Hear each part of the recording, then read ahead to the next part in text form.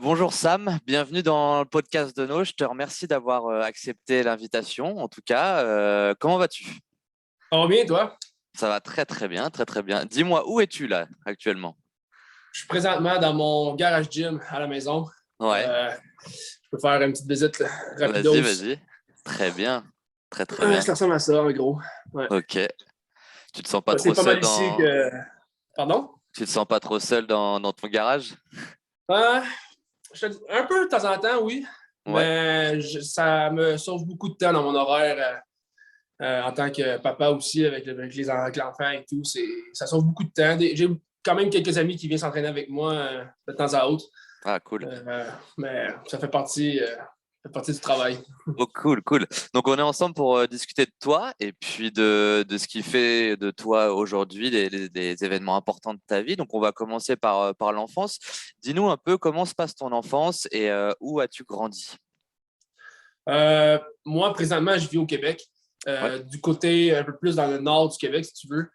Moi, je suis né dans le sud, plus au côté sud, ok. une petite ville qui s'appelle Richelieu.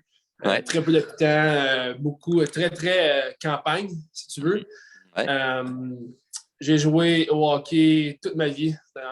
Dès l'âge de 5 ans, j'ai commencé à jouer au hockey, aller jusqu'à mes, je dirais, 18-19 ans. Ok. Par la suite, dans mon enfance, j'ai toujours été un grand sportif. Ouais. J'ai joué à plusieurs. Le hockey, c'était mon principal sport, si tu veux, en tant que dans mon enfance, là, mais j'ai joué un peu au baseball, basketball, soccer. J'aime beaucoup le badminton, euh, flag football, Ok. euh, tous ces sports. Ouais. Ok. Et du coup, tu t'aimais toucher à tout. On va dire que tu étais un peu. Est-ce que tu te considères hyperactif déjà? Ah oui. Ouais.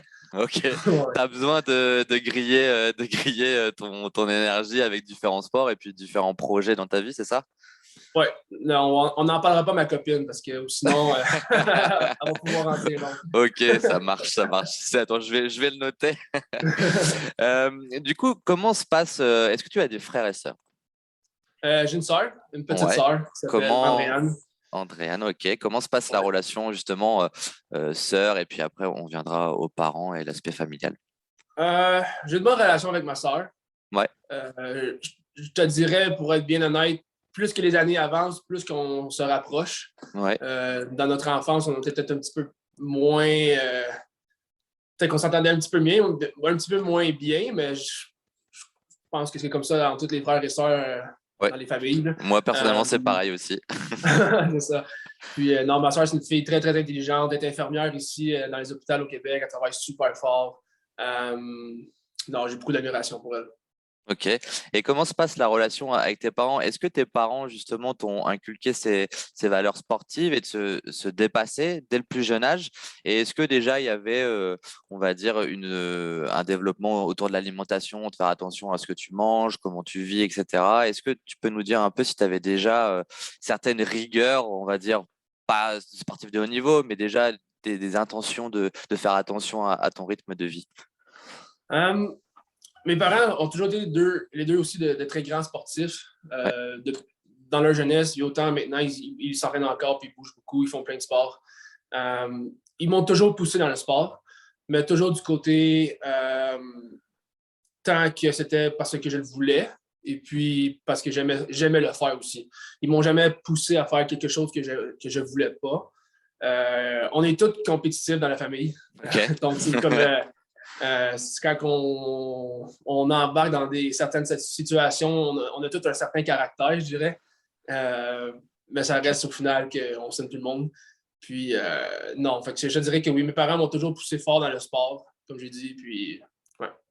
Ok, très bien. Donc tu as grandi à Richelieu, c'est ça, hein, si je me trompe Ouais, pas, au sud ouais. du Québec. Comment est Richelieu justement? Est-ce que tu peux nous décrire un peu l'ambiance de Richelieu et qu'est-ce que tu aimes dans cette ville? Euh, je te dirais ce que j'adore un peu de cette ville, c'est ça me fait beaucoup, beaucoup penser à Cookeville quand je Ok, vais à Mayhem. On ouais. dirait que c'est une petite ville où que tout le monde connaît tout le monde.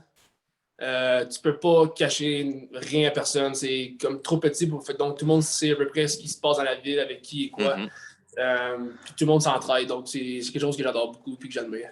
Ok, est-ce que tu as encore des liens avec tes amis d'enfance justement de Richelieu? Oui, oui, oui. Non, j'ai des amis encore avec qui j'ai joué au hockey toute mon enfance, avec qui j'ai encore contact, puis qu'on se voit de temps à autre. C'est sûr que maintenant, avec nos vies d'adultes, Ouais, c'est ça vrai. me permet un petit peu moins souvent qu'avant, mais non, j'ai encore des très bons contacts avec des vieux amis. Ouais. Ok. Du coup, j'ai fouillé un peu sur Internet pour justement préparer ce podcast avec toi. Et OK. on voit, et justement, tu as encore posté dernièrement un petit post en disant l'hiver arrive, le hockey, ça va être trop cool, quoi, vivement. Mhm. Quelle place et quelle place a eu le hockey pour toi dans ta vie? Comment tu vois le hockey dans ta vie? Euh, pour moi, le hockey, c'est le meilleur sport au monde. Ok. Euh, c'est, écoute, ça a mis une structure dans ma vie, je crois, en tant qu'humain et athlète aussi. Euh, je crois qu'il n'y a pas. C'est sûr que, exemple, quelqu'un qui va jouer au football américain, au soccer, au basketball, il va dire que son sport, c'est le meilleur du monde, c'est tout à fait Hmm. normal. Mais pour moi, le hockey, ça a été euh, quelque chose dans lequel je ne remercierai jamais assez mon père et ma mère de m'avoir fait connaître parce que ça t'instaure une structure dans la vie dans laquelle tu dois être discipliné, Mhm. tu dois avoir du caractère, donc c'est pas un sport qui est nécessairement facile à faire. Ça m'a permis d'évoluer beaucoup, d'apprendre beaucoup.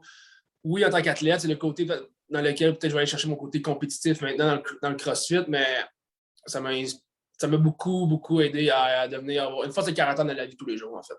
Ouais. Aussi C'est, simple que ça. c'est vrai parce que nous, du côté Europe et en France, hein, je parle de ce que je connais, c'est vrai que le hockey n'est pas très développé, Mhm. voire quasi pas. Après, je m'y intéresse pas trop, donc je peux pas te dire vraiment, mais en tout cas, en termes de visibilité, il y en a pas beaucoup.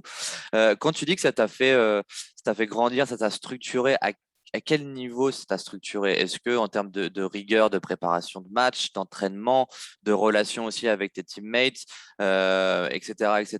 Tu peux nous Ouais. décrire un peu plus ta structuration et comment ça t'a fait évoluer toi en tant que personne? C'est intéressant. Ouais. Ici, le hockey au Québec, c'est vraiment un sport qui est très, très, très compétitif. Ouais. Les gens ici, euh, comment expliquer ça pour faire ça vite?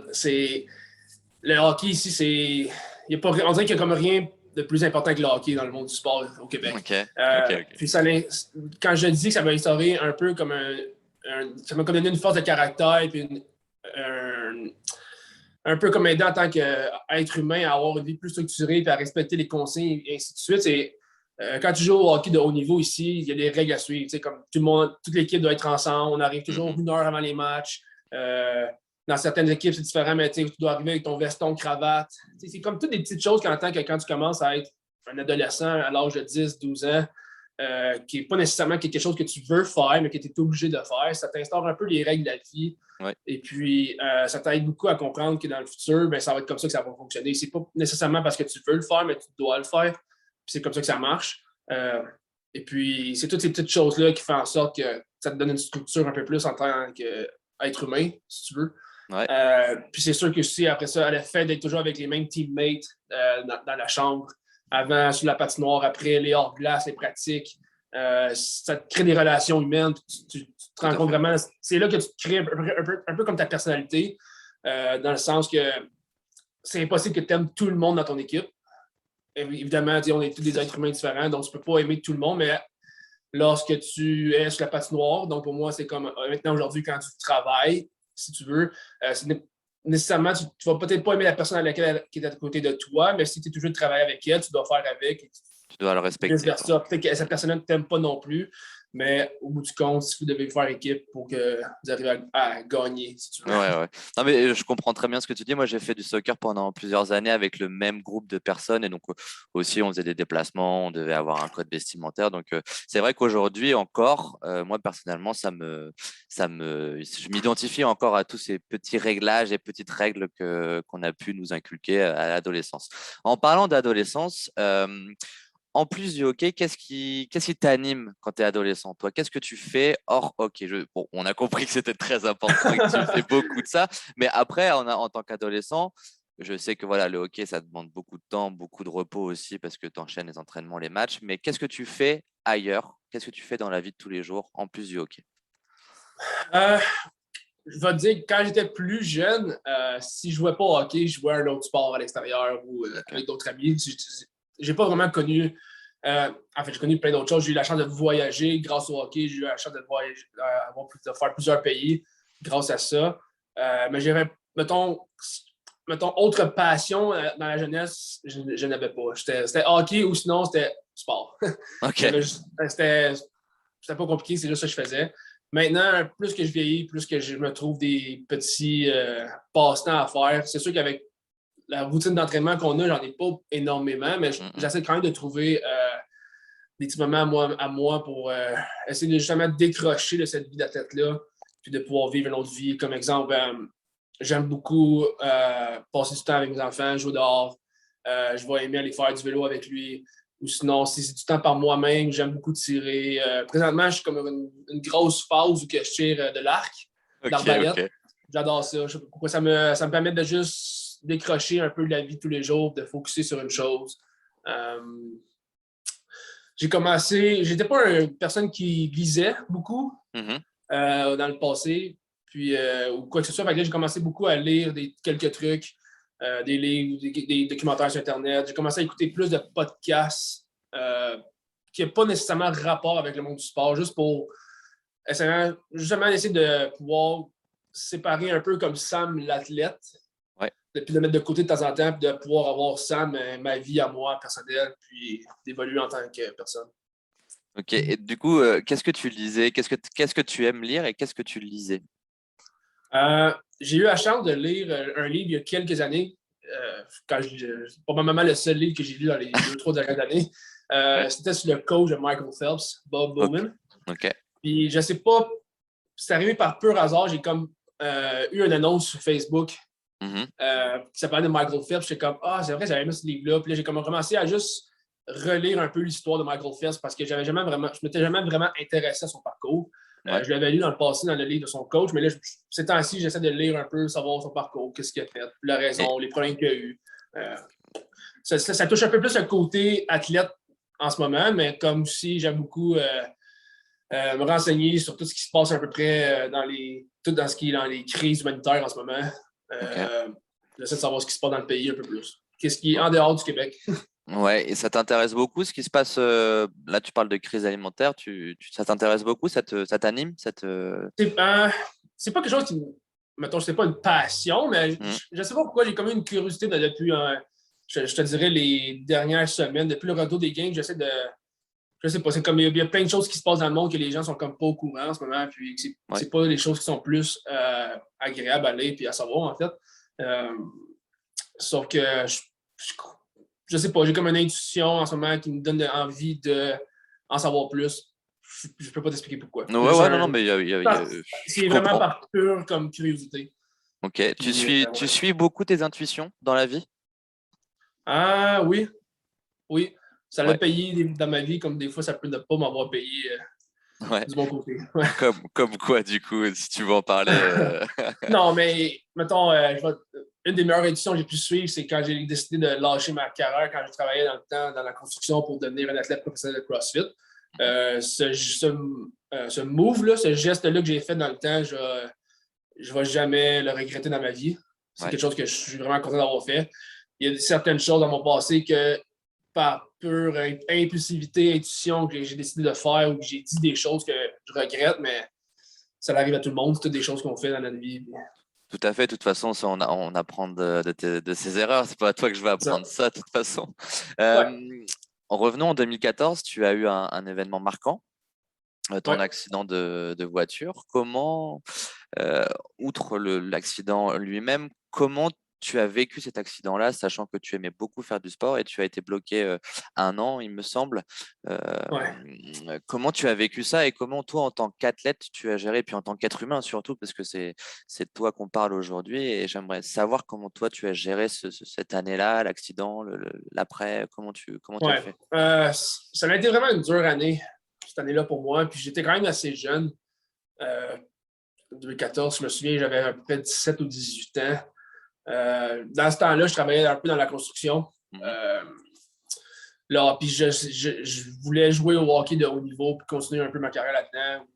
Un semblant de. C'est juste continuer à jouer Mhm. un niveau de hockey assez élevé. J'ai eu un accident d'auto qui m'a empêché de pouvoir faire ce que je voulais, comme tu as dit, pendant 1 an. Pour faire l'histoire rapide, j'ai eu un accident d'auto qu'on croyait qu'il n'était rien de catastrophique à la base, mais j'ai eu une grosse commotion avec des séquelles qui ont suivi dû à l'accident, des petits caillots au cerveau, tout ce Ok. qui vient avec. Ce qui m'a empêché de pouvoir, si tu veux, poursuivre une carrière de hockey par la suite. Ça a été. C'est sûr que ça n'a pas été facile. J'ai dû essayer de me retrouver un peu là-dedans, essayer de retrouver un nouveau sang de l'athlète, si tu Mhm. veux. Puis c'est à ce moment-là que j'ai découvert dans le passé le CrossFit. Ouais. Avec un de mes amis avec qui je jouais au hockey dans le temps. Lui, il coachait, il enseignait le CrossFit dans un gym. Puis là, j'ai découvert le CrossFit par la suite. Ok, très bien. Bah, du coup, c'est une parfaite transition. Tu as découvert du CrossFit. Comment tu as perçu le CrossFit au début, quand tu as eu devant toi les premiers mouvements que tu as vus, la première séance que tu as faite? Comment tu as ressenti le CrossFit? Est-ce que tu t'es dit, waouh, ok, ça c'est pour moi, je le sens bien, ou ok, let's go, on va tester et puis on verra où ça nous mène? Ouais. Euh, Dans ma jeunesse, comme on disait, j'ai toujours fait des sports, mais en équipe. Okay? J'ai toujours Ok. fait des sports d'équipe. J'ai jamais vraiment fait de sport individuel. Puis, j'étais pas la personne, exemple, dans l'équipe de mon hockey, qui aimait vraiment l'entraînement hors glace. Ok, J'étais ouais. pas le. J'étais un hyper actif. J'aime jouer, j'aimais pas m'entraîner pour. Ok. Donc, quand j'ai découvert CrossFit, au début, j'étais pas sûr, si tu veux. J'étais comme je disais à mon ami, j'étais comme, tu sais, moi, m'entraîner, c'est pas vraiment ce que j'aime. Tu sais, j'aime plus jouer. Puis là, lui, il m'expliquait vraiment, non, tu vas voir, c'est comme un sport, c'est comme tu vas le comprendre quand tu vas le faire. Fait que là, j'ai essayé, puis c'est là que j'ai découvert que, oui, ok, c'est pas vraiment comme, on s'entraîne, mais c'est plus, je veux battre le gars à ce moment qui t'arrête de me. Tu sais, comme, je voulais déjà essayer de battre la personne devant moi, puis ça faisait qu'un Ok. cours que je faisais.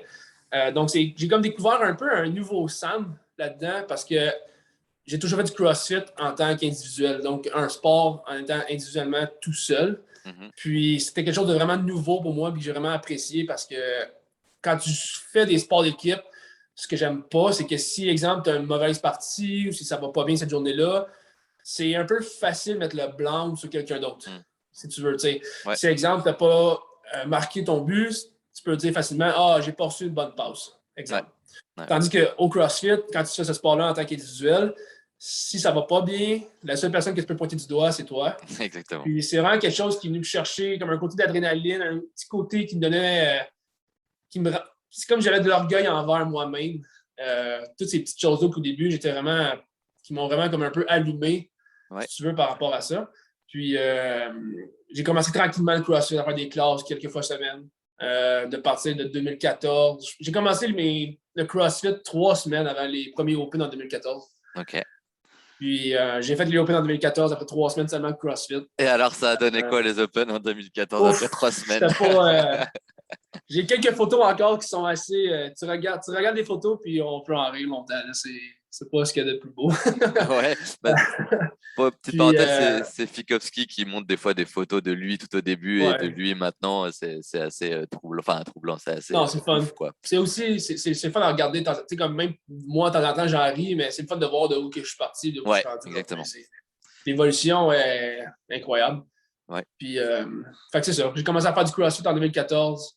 Euh, pour les 2, 3 premières années, je dirais, je faisais quelques classes par semaine. Des fois, je faisais un peu d'extra les fins de semaine, mais rien de plus ou d'intense parce que je travaillais temps plein en ce moment-là à cause que je ne jouais Mhm. plus au hockey puis je travaillais dans la construction. Puis c'est par la suite, quand j'ai vu que je commençais à avoir un potentiel, Ouais. à un certain moment, j'ai comme, sais-tu que je pense que je suis rendu bon. Je ne suis peut-être pas dans Ouais. les meilleurs, mais je m'en viens. Je me disais, je m'en viens quand même pas pire. C'est Ouais. comme. Ouais. Puis, fait que là, un jour, j'ai décidé de faire le move de juste tout lâcher. Et J'ai d'y aller arrêté à de fond, quoi. travailler, puis de me lancer Mhm. totalement dans le CrossFit. Ok, bah c'est parfait parce que en fait tu suis le podcast que j'avais préparé. Du coup, on va Ah, passer au côté compétitif et puis ton arrivée à TK CrossFit. comment se passe justement cette transition? Tu en as un peu parlé là, mais au moment où tu dis, vas-y, je lâche tout, je sens que je suis pas mauvais. Si on regarde les scores et puis les records des autres, il y a moyen de faire quelque chose. À un moment donné, tu vas à DK CrossFit et tu te dis, OK, là maintenant j'y vais 100% de mon temps. Comment se passe cette transition-là, humainement? Parce que c'est ce qui m'intéresse, là, humainement, comment tu décides de dire, OK, je vais cadrer ma vie par rapport au CrossFit et mon rythme de vie va changer en faisant ça, ça, ça, ça, ça, et je m'entoure de personnes qui me tirent vers ça et qui me tirent vers le haut. Comment se passe cette transition de amateur après le boulot, on va dire, si je peux permettre d'appeler Ouais. ça comme ça, et professionnel, quoi. Comment se passe la transition et mentalement, comment tu t'es préparé pour ça? Euh, dans la vie, je suis toujours quelqu'un qui aime avoir un plan. J'aime pas être. Quand je dis un plan, c'est à chaque journée. J'aime pas ne pas savoir. Mettons, on est mercredi, Mhm. je sais déjà ce que je vais faire demain. Genre, j'aime pas être dans le néant. J'aime pas savoir où est-ce que je m'en vais pas. C'est quelque chose que je sais pas, je suis né avec ça. J'aime avoir une structure, une routine. Donc, quand j'ai décidé de faire ce move-là, si tu veux, ce geste-là de quitter mon travail pour aller devenir un athlète de CrossFit, ça me prenait un plan. Mhm. Et puis, dans le temps, c'est là que j'ai approché Michel Le Temps Ouais. au DK CrossFit pour qu'elle puisse m'aider à me coacher puis à essayer de m'aider à devenir un athlète professionnel. Euh, je ne vais jamais dire merci à Michel pour tout ce qu'elle a fait pour moi dans mon début de carrière. Je ne serais pas rendu là aujourd'hui. Ça n'aurait pas été de Michel dans le temps. Elle m'a accueilli à grands bras ouverts au DK.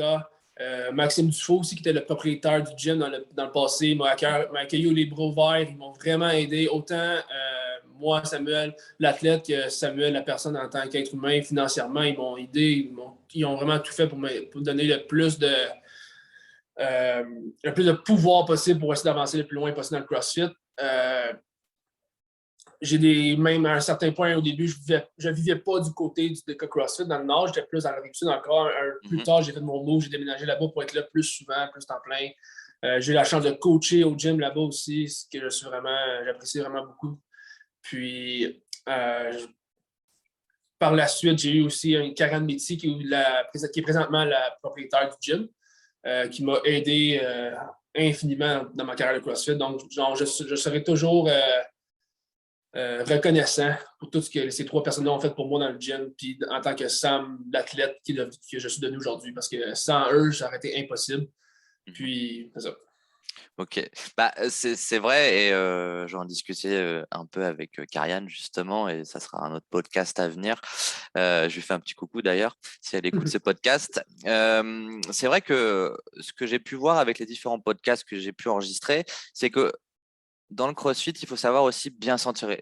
Je pense et je parle au niveau professionnel, hein, compétiteur. Et puis, si on veut vraiment grandir dans le CrossFit, il faut bien s'entourer.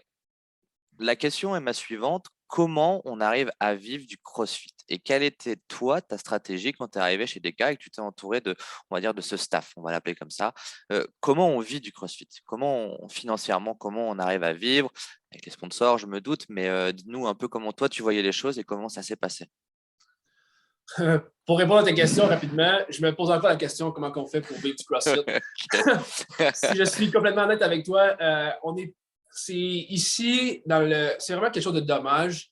En fait, je sais qu'il y a beaucoup de personnes qui essaient de changer ce sort-là, mais le CrossFit au Canada, c'est pas reconnu comme étant un sport. Mhm, Okay? C'est pas ok. comme exemple le hockey, le basketball, tous les autres sports. Au monde ici, le Canada le voit plus comme un mode d'entraînement, ce qui n'est pas le cas, je crois, en Europe, puis ce qui n'est surtout pas le cas aux États-Unis en ce moment. Si on regarde le côté des États-Unis, le CrossFit, c'est vraiment considéré comme un sport, puis ce sport-là est même intégré dans les autres sports pour aider Mhm, les athlètes individuellement, surtout au football et hockey. Donc, c'est quelque chose qui est vraiment plus difficile, je dirais, de vivre ici, du CrossFit au Québec puis au Canada.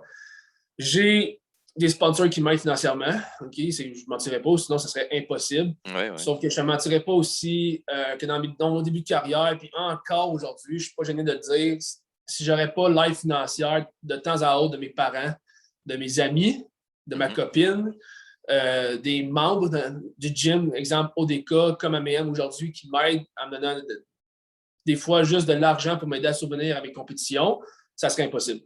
ok. Ça serait totalement impossible. J'ai fait quelques sous dans les 2 dernières années avec CrossFit, mais de là à dire que je peux vivre sans avoir le stress financièrement parlant, je ne suis pas rendu encore à un stade là. Je crois que dans les prochains mois, prochaines années, dans la prochaine année, ça devrait être quelque chose qui devrait se corriger, se fixer, si tu veux. Ouais. Je suis rendu à un niveau d'athlète qui, je me considère parmi les top 10 meilleurs au monde. Puis c'est quelque chose qui devrait parvenir se corriger très bientôt. Mais non, je te dirais que dans mon début de carrière, je te dirais pour les 2, 3 premières années, quand j'ai commencé à faire ça temps plein, il faut que je dise merci à tout le monde des cas CrossFit, mes parents, ma copine, mes amis, parce que ça aurait été impossible. Ok, bah écoute, je pense qu'ils vont entendre ce podcast et bon, on les remercie en tout cas. C'est vrai que la communauté CrossFit, au-delà du coup des séances que tu fais, que moi je peux faire à la boxe de Rennes, là où j'habite, dans l'ouest de la France, c'est vrai que la communauté est énorme. On peut compter les uns sur les autres, même si on se connaît pas plus que ça, comme toi tu disais, dans une équipe de hockey ou de soccer. Ok, on se connaît pas trop, mais on vit ensemble pour une heure ou pour un match ou pour un entraînement. Donc, moi, quel est ton aspect, quelle est ta vision sur la communauté globale du CrossFit? Comment tu vois la communauté? Comment tu la vois grandir? Comment tu la vois évoluer, toi? Ce qui m'impressionne de la communauté CrossFit, c'est que c'est la même à travers le monde. Ouais. C'est incroyable. J'ai même pas de mots pour l'exprimer à quel point que la communauté CrossFit est forte. Puis comment qu'on peut être aussi. Comment je peux expliquer ça? Je crois sincèrement que les meilleurs humains sur la planète, c'est ceux qui font du CrossFit. Puis là, Ok. je vais essayer d'expliquer, pas parce qu'on est les plus en forme, qu'on est en shape, Non, on non, paraît non, ouais. bien. Non, non, c'est rien de ça. J'ai jamais vu un sport dans lequel une nouvelle personne est intégrée parmi une autre équipe, puis qu'elle est Mhm. aussi bien accueillie, chaleureusement et aussi agréablement comment Supporter? dire, supportée. C'est incroyable. C'est comme dur à expliquer un peu, mais tu le vis parce que Ouais, tu ouais, fais du non, mais CrossFit. Mais je vois très bien, ouais. je me souviens, la première fois que j'ai fait un cours de CrossFit, j'étais arrivé. Veux pas, quand tu commences quelque chose de nouveau, tu es intimidé. Tu arrives dans quelque chose que tu connais pas. Puis, je me suis accueilli les bras ouverts comme si j'étais Un adhérent, déjà parmi de la famille. ouais. J'ai eu du support à travers tous les gens dans lesquels avec qui j'ai fait des cours de groupe. Puis la chose que je remarque, c'est qu'à chaque fois que je vais à un nouveau gym ou à quelque part d'autre, ou que je vois des situations dans lesquelles c'est toujours la même chose, c'est que tout le monde s'entraide, tout le monde se supporte et tout le monde se respecte. Puis c'est quelque Mhm. chose on ne voit vraiment pas dans tous les sports. C'est inexplicable, en fait. C'est Je peux même pas dire le pourquoi que ça arrive. C'est juste la communauté CrossFit fait en sorte que ça arrive comme ça. c'est vrai, et puis c'est vrai que tu as osé le dire que la communauté CrossFit, c'est la meilleure du monde. Et je suis complètement d'accord avec toi.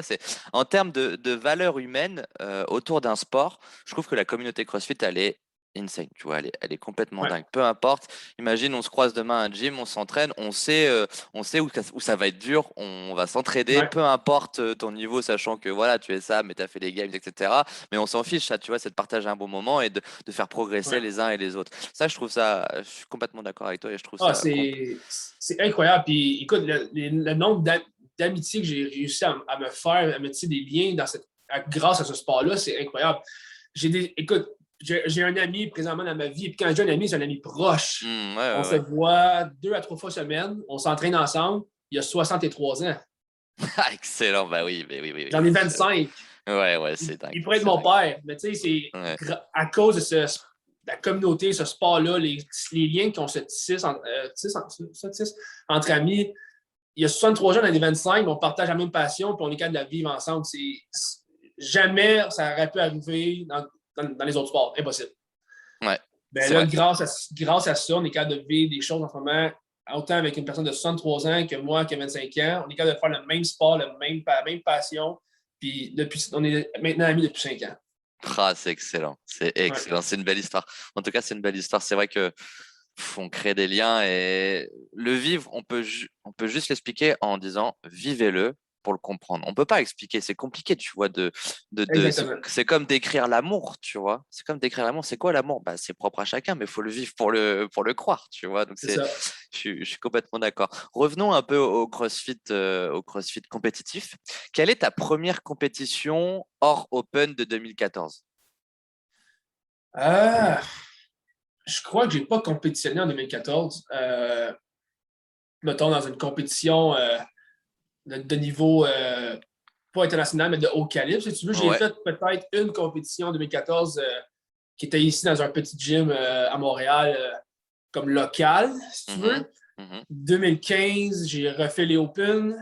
J'ai fait une compétition. Je crois pas que j'ai fait une autre compétition par la suite, mettons, à l'extérieur du Québec. J'ai peut-être fait Ouais. une ou deux compétitions locales parce que je veux pas, j'étais quand même assez débutant, donc je faisais des compétitions de catégorie intermédiaire et Ouais, pas de haut ouais, ouais, bien niveau. sûr. Euh, Puis ma première compétition de niveau international, si tu Ouais. veux, je crois que c'était en 2016. C'était les Granite Games. OK. Les Granite Games, c'était ma première grosse compétition dans laquelle j'ai participé. Puis que je me souviens comme c'était hier. Je suis arrivé là-bas, puis je me sentais tout petit. Je regardais les autres gars, puis je savais c'était qui parce que je les voyais sur YouTube Ouais. ou Instagram, Facebook, whatever. Ouais. Mais puis je me souviens avoir vécu une expérience. Ouais, je vais toujours m'en souvenir, c'est le fun. C'est important ma question parce que ça va découler sur toutes les autres compétitions que tu as faites dernièrement. Euh, quelle sensation, tu viens de dire que c'était incroyable, mais qu'est-ce que tu as appris clairement, ta première compétition en termes de préparation à cette compétition, cette vie dans la compétition et l'après-compétition? Qu'est-ce que on va dire le schmilblick psychologique pour évoluer grâce à cette compétition? Ah, ben là, je me souviens, ma première compétition de Granite Games, j'étais pas prêt. J'étais vraiment pas prêt. Ok, J'avais aucune idée de ce que je faisais. Mais j'ai fini la fin de semaine, j'étais comme, oh, il faut que je recommence ça. Ça, c'est le ok, fun. ouais. Ok. C'est normal.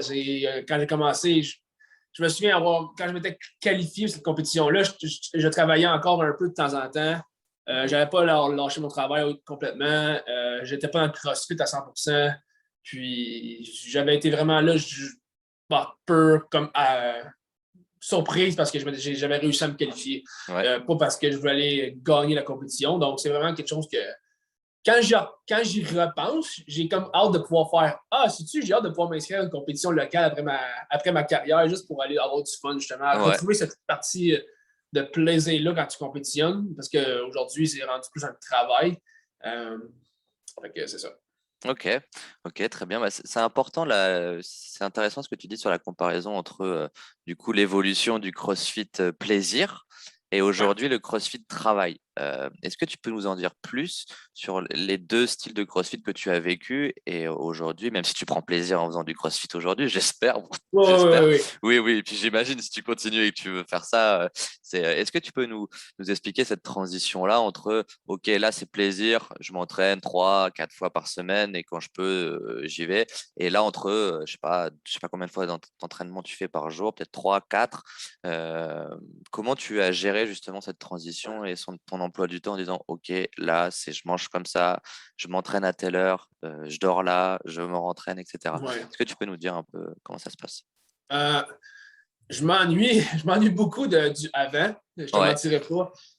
Quand j'ai commencé, puis quand je me suis mis à m'entraîner un peu plus pour pouvoir performer maintenant aujourd'hui, c'est un petit quelque chose qui me manque. Mhm. Comment t'expliquer un peu en bref, c'est que quand tu commences le CrossFit, puis tu le fais par peu plaisir, que tu sois bon, moins bon, que ça va être bien ou pas bien, à la fin du compte, tu t'en fous parce que tu te dis, oh, Mm. regarde, ça l'arrive.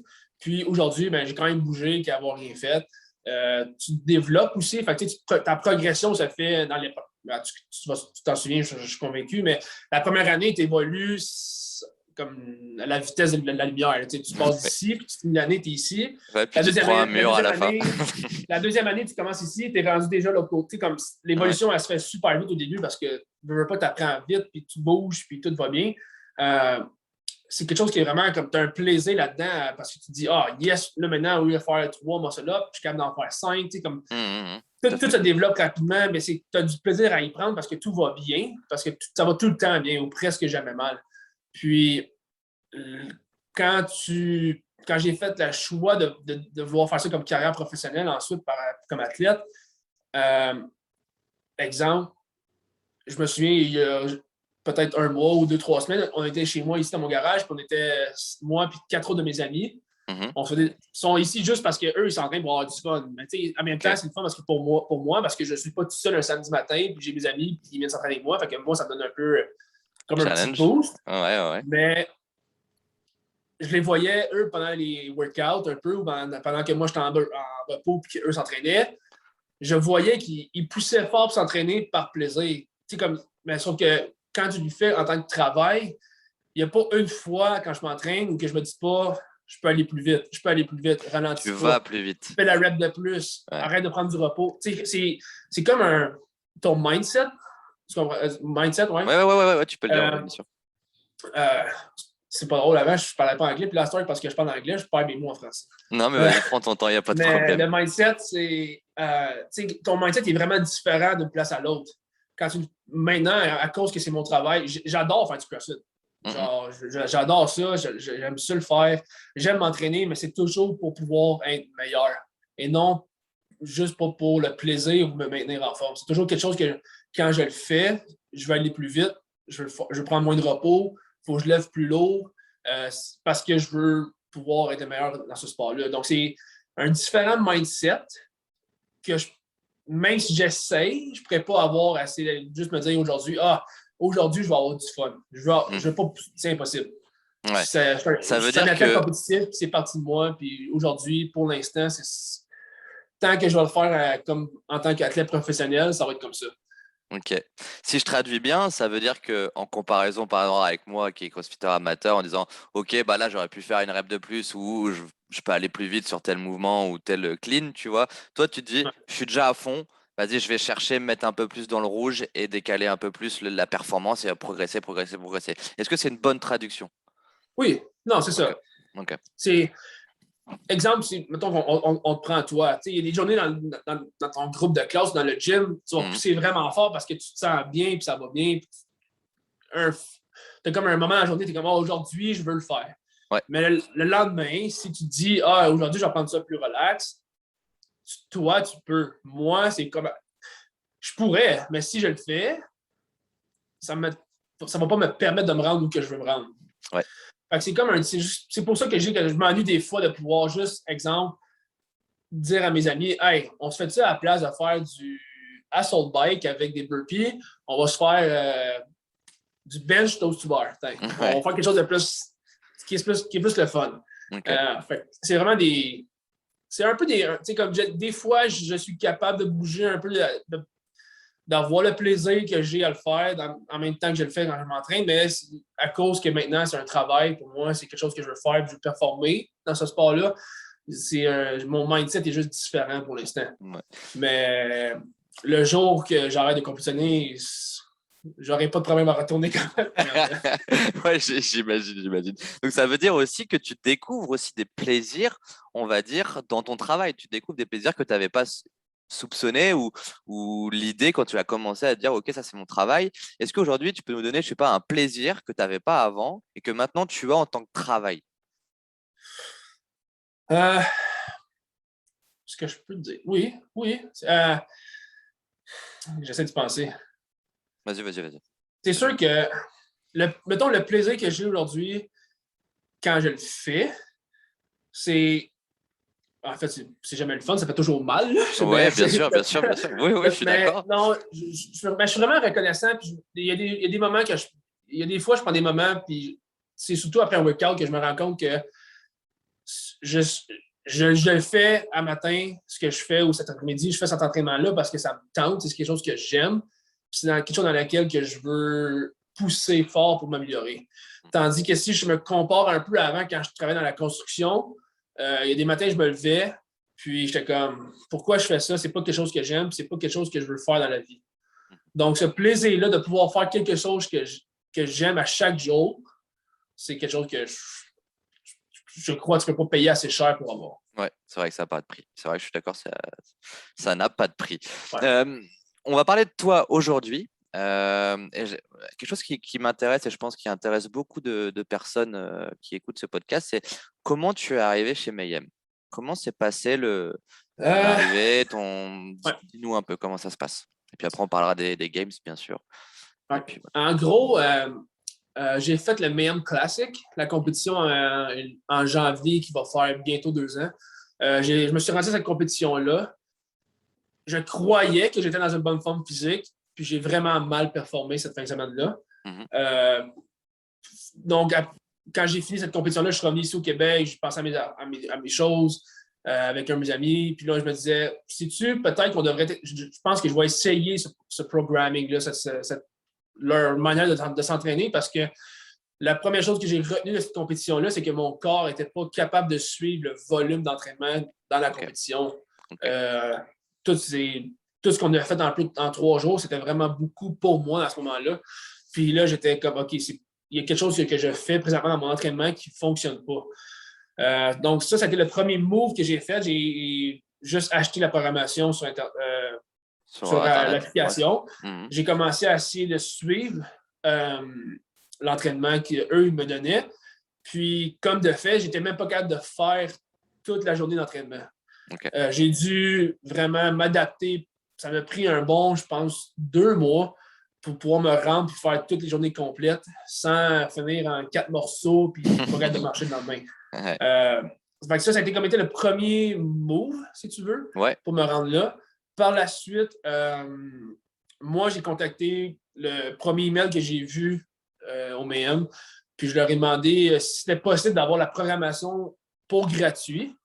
Je leur ai expliqué comme quoi j'étais un athlète des Games, puis que j'aimerais ça si j'avais accès à la programmation gratuite, ça me ferait plaisir de les représenter. Ils m'ont dit oui tout de suite. Puis par la suite, j'ai développé une amitié amicale avec Jake, qui est le directeur en ce moment de chez Mayhem Athlete. La relation a comme évolué par la suite. Ils m'ont invité à Cookeville à faire une fin de semaine d'entraînement avec Rich. Je me suis rendu sur place. Ça a vraiment bien cliqué là-bas avec eux. Ouais. Par la suite, après la fin de semaine, je suis resté une semaine de plus parce qu'ils m'ont demandé entraîner dans la vie de tous les jours un peu avec Rich, Ailey, Tasia, tout le monde là-bas. Toute la team. Ouais. Puis ça a vraiment, vraiment bien cliqué. On est des personnes là-bas. On est vraiment des personnes qui se ressemblent. Autant l'aspect athlète que l'aspect humanité. Là. On est tous vraiment des personnes qui ont le cœur sur la main, qui veulent aider tout le monde. On partage beaucoup les mêmes valeurs. Fait que je crois que c'est pour ça ça a vraiment fait un bon match. Ouais. Puis par la suite, notre évolution en tant qu'amitié, elle a juste évolué. Puis maintenant, je fais partie de la famille. Ok, bah c'est super d'avoir des petites infos parce que nous on ne sait pas. Moi j'ai vu que tu étais, on va dire, transféré entre guillemets chez Mayhem. Aujourd'hui, comment s'organise ton emploi du temps d'entraînement et ton emploi du temps aussi avec du coup Mayhem Athlete, toute la programmation et puis tout le coaching staff. Est-ce que tu as un coach particulier?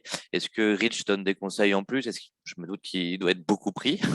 mais comment tu gères justement ton entraînement au jour le jour et la relation que tu as avec la programmation Mayhem?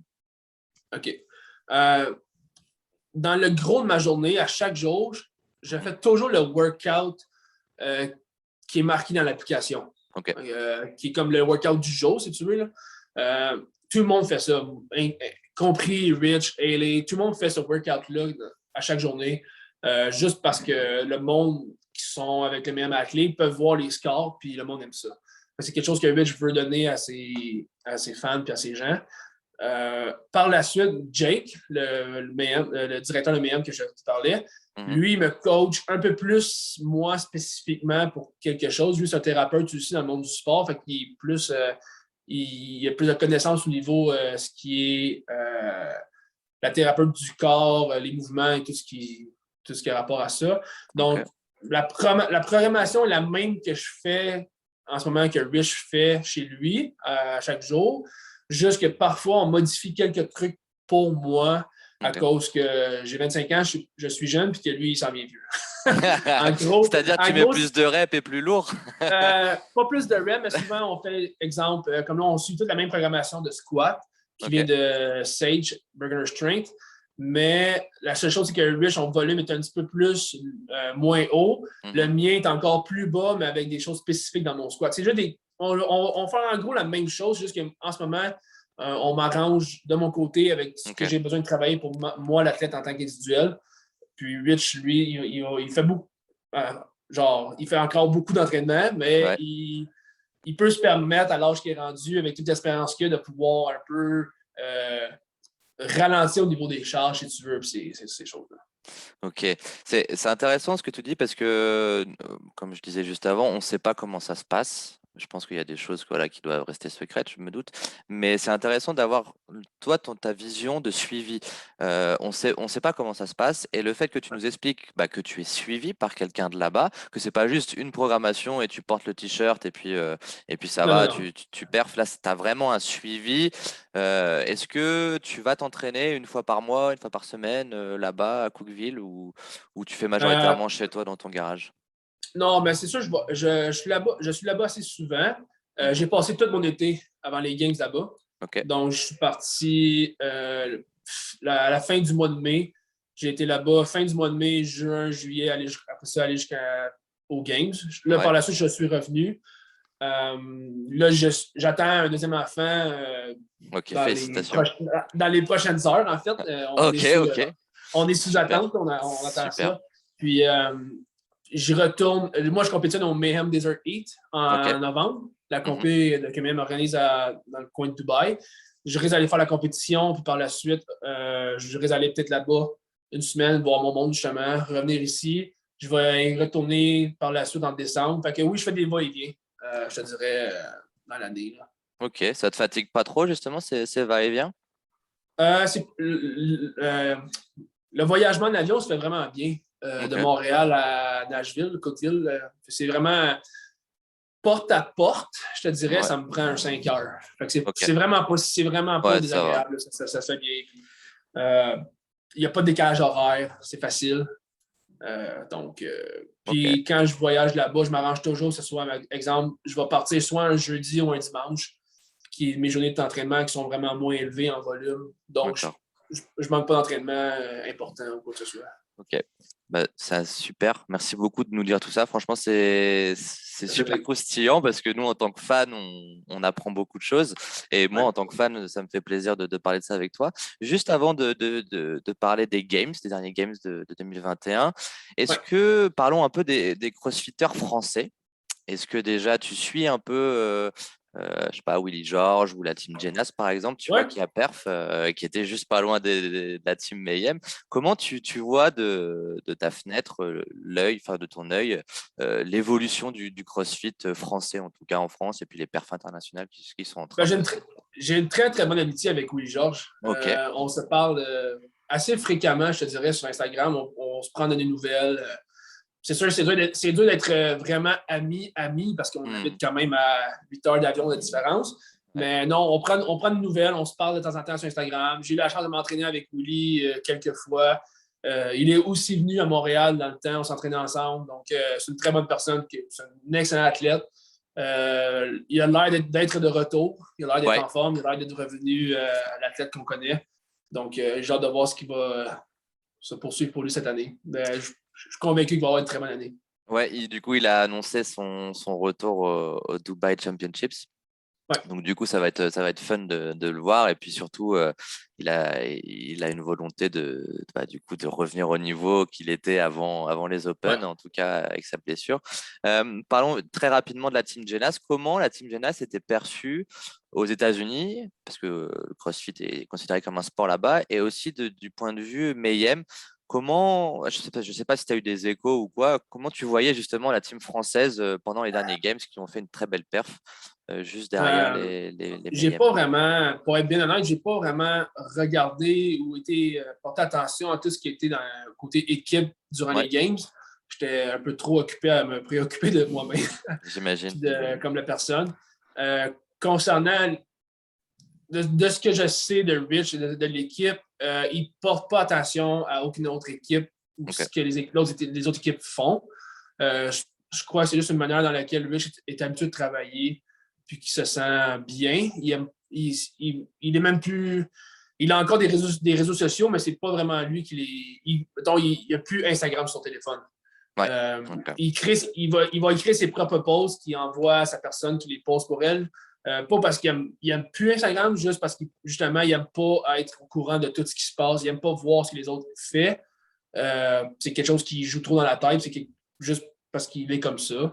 Puis, je crois que c'est quelque chose que j'ai fait moi-même cet été, que j'ai essayé, qui m'a conseillé de ne pas regarder Instagram le moins possible.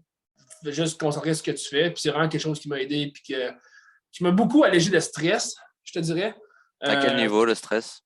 Ben, tu sais, c'est juste pour expliquer, mettons, si tu compétitionnes comme, mettons, un exemple, j'adore Willy. J'adore Willy, c'est une bonne personne, mais quand on approche une compétition, si j'aurais à compétitionner contre lui, puis que, exemple, je vois sur Instagram, puis là, je vois qu'il fait, mettons, qu'il fait un entraînement, puis qu'il met son temps, puis là, je me dis, je vais essayer de le battre.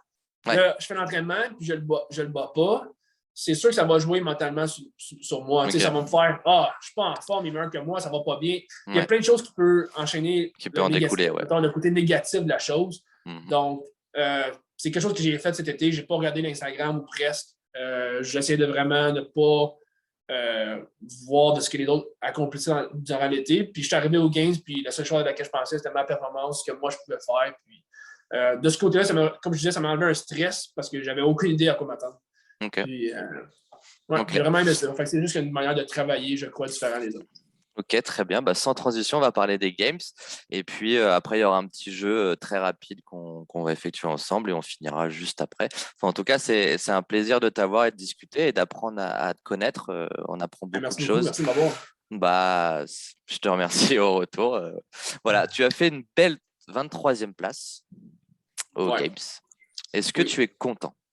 Non. Non? Ok. Non, je ne suis pas content, non, pas parce que j'ai fini 23e.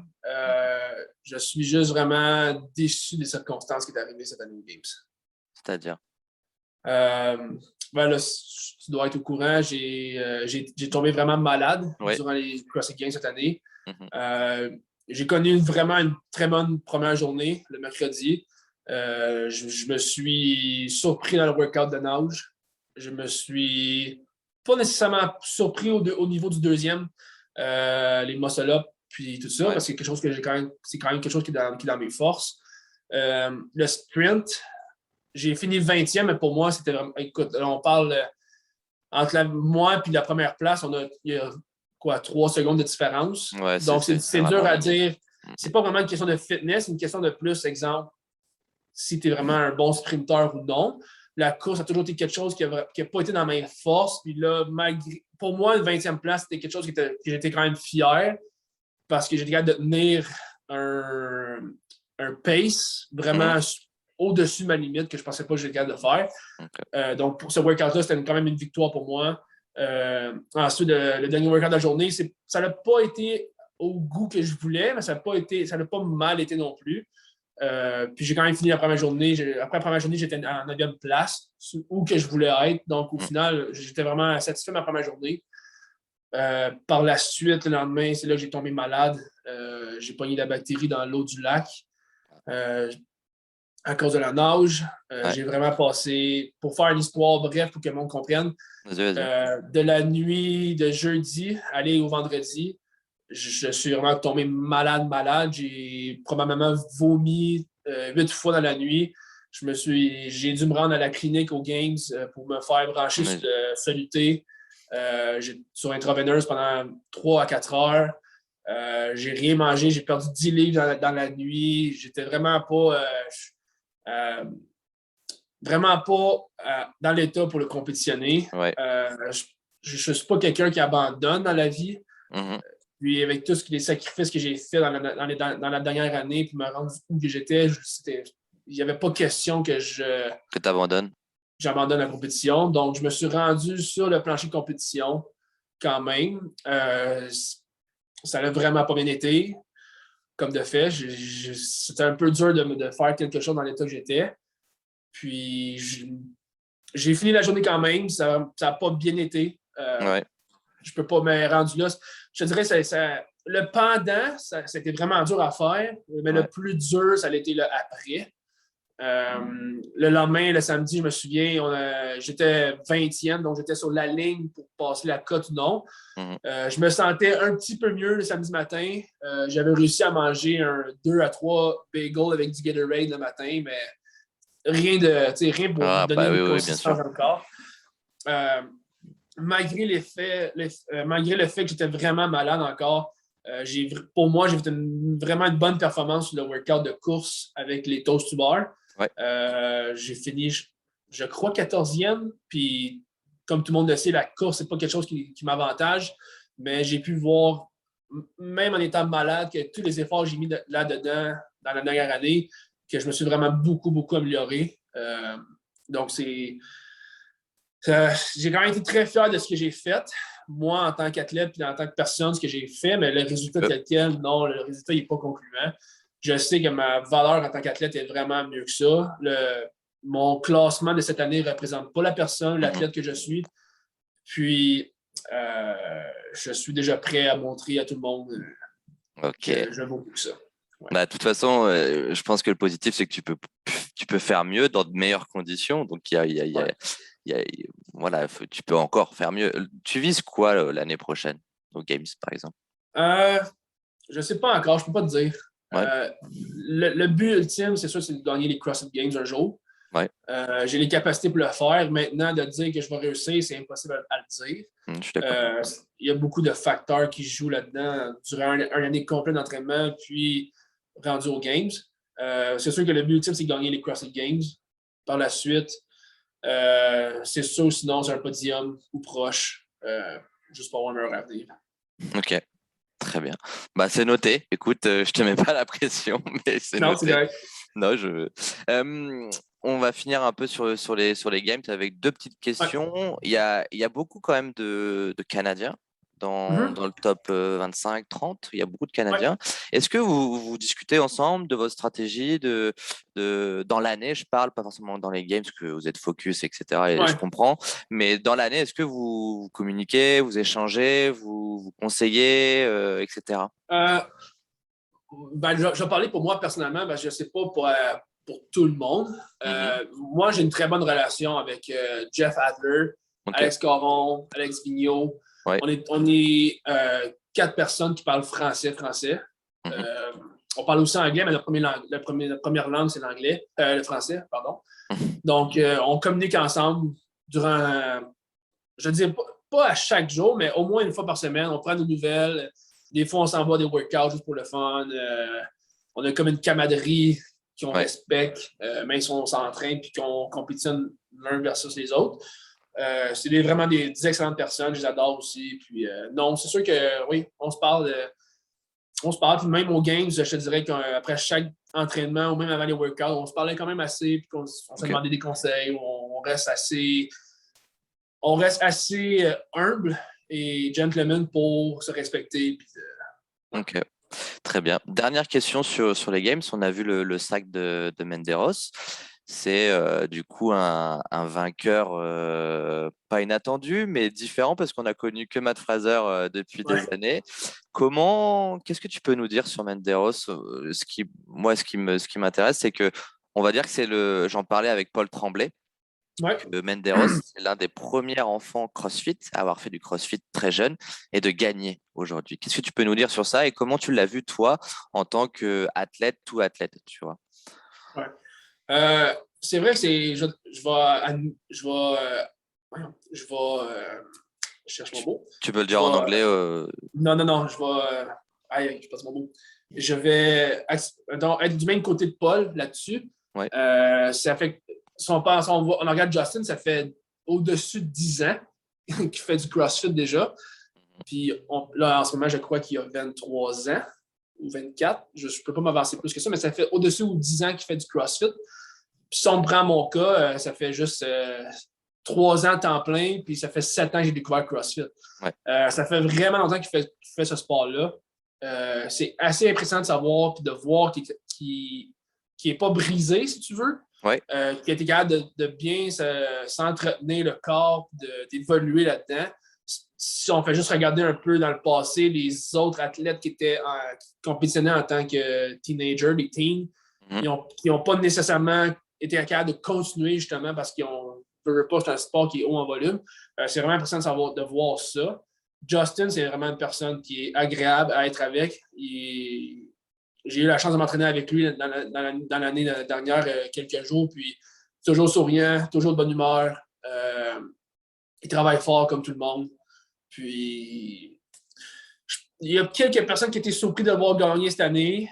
Je ne suis pas surpris. Il est vraiment bon. Il est bon. C'est sûr que je croyais vraiment que Pat aurait eu plus de chance, Pat Venner.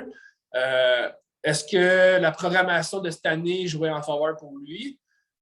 Si je reste honnête, je crois que oui. La programmation était vraiment bien pour lui. Sauf que c'est un athlète qui est vraiment dans le top 5 mondial. Puis en ce moment, ben, c'est numéro 1. C'est lui qui a gagné. Donc l'année prochaine, il faut défendre son titre. Puis il l'a mérité. Aussi simple que ça. Ouais, bah, de toute façon, je pense que les gagnants méritent leur place et puis tu mérites beaucoup mieux de ce que je peux entendre de toi. Je te souhaite le meilleur. On va finir par un petit jeu ensemble. L'objectif, c'est de répondre le plus rapidement possible à mes questions. Il y a 3 petites questions. Donc, on va y aller pour la première question. Quel est ton film préféré? La série Pirates des Caraïbes. Ok. Pourquoi justement? T'aimes le fantastique?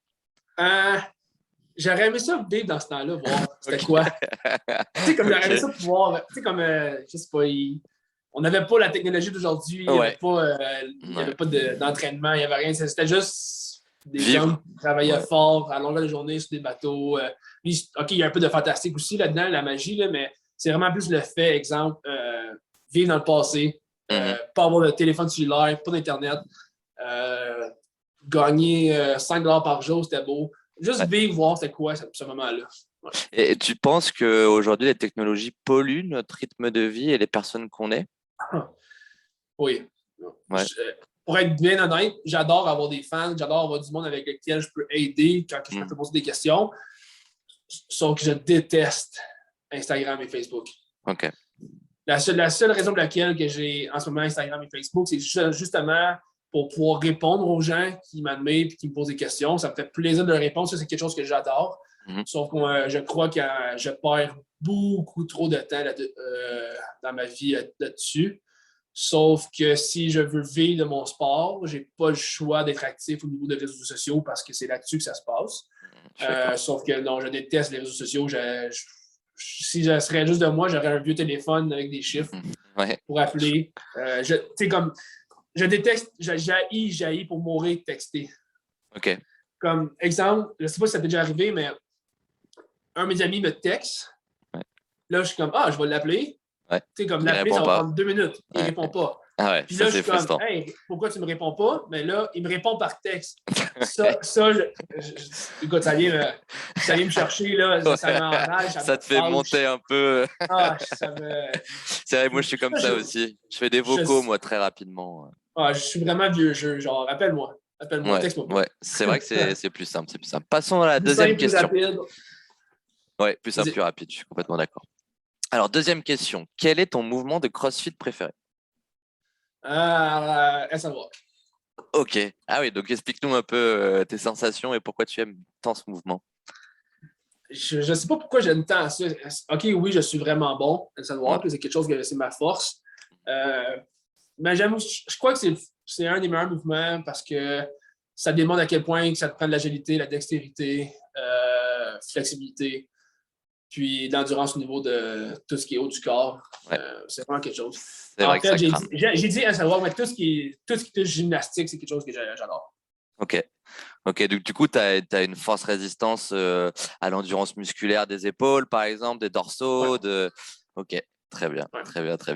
Dernière question de notre petit jeu. Quelle est ta citation préférée ou phrase que tu aimes bien à te rappeler ou que tu dis régulièrement? Ça, c'est dur. J'en ai plein. Tu peux nous en sortir 2-3. Allez, ton top 3. Allez, on part sur un top 3. Top 3? Il y en a un en anglais. Je vais les transférer en français là, parce que vas-y. En anglais. J'ai toujours aimé la phrase qui dit « Un jour, je vais prouver que je vais réussir. Juste pour le bienfait qu'il y a tellement de personnes dans la vie qui te mettent des bâtons dans la roue. ou Mhm. qui te supportent pas, qui croient pas, Qui doute? qui doutent, qui croient pas que tu es la personne qui peut réussir. Ça me donne juste l'énergie, le gaz dans la tank pour juste leur prouver qu'ils n'ont pas raison. Mhm. Juste leur Ok. prouver à laquelle que je suis capable de le faire, puis je vais vous le montrer. Ça, c'est vraiment quelque chose dans laquelle que je suis. Mon mindset est souvent dedans. Euh,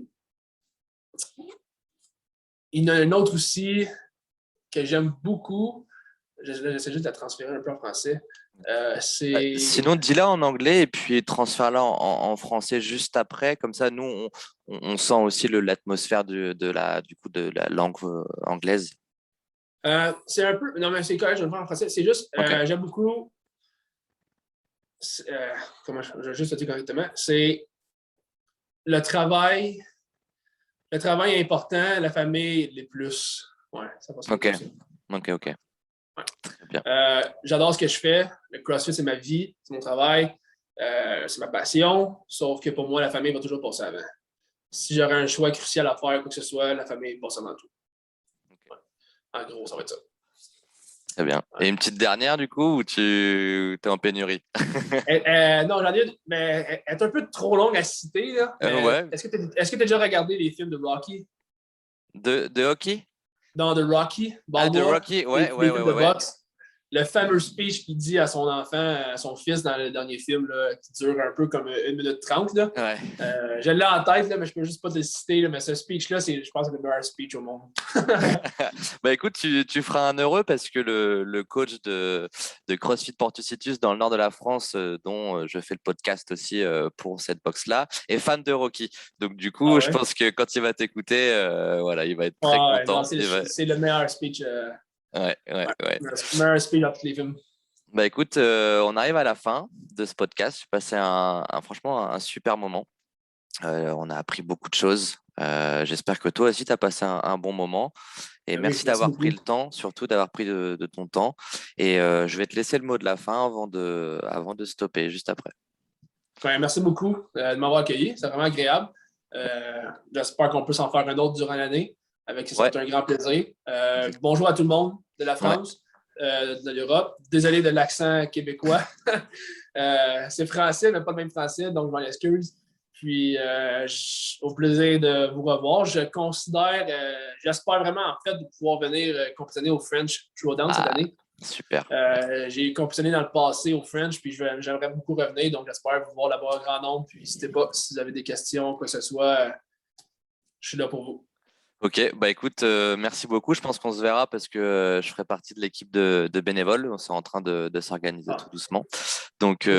ça me fera plaisir de te voir en réel. En tout cas, merci beaucoup. Et puis, nous, les viewers, on se dit à très vite pour un nouveau podcast. Merci beaucoup.